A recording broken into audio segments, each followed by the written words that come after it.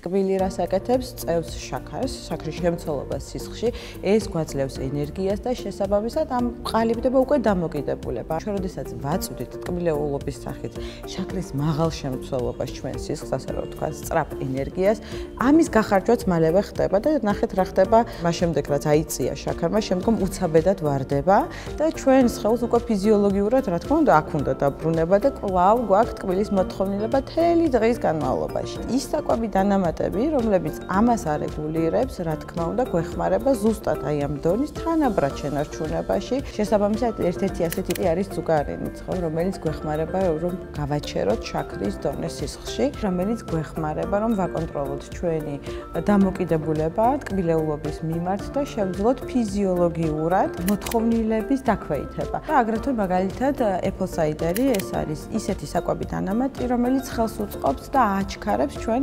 მეტაბოლიზმს. ამრიგად ხდება უფრო საჭმლის მონელების აჩქარება, მისი გადამუშავება, შეწოვის პროცესებს სხვაგვარად წარმართავს, რაც დადებითად ისახება უკვე იმ პირების წონაზეც და უფრო მარტივია თუნდაც მათთვის წონის კონტროლი.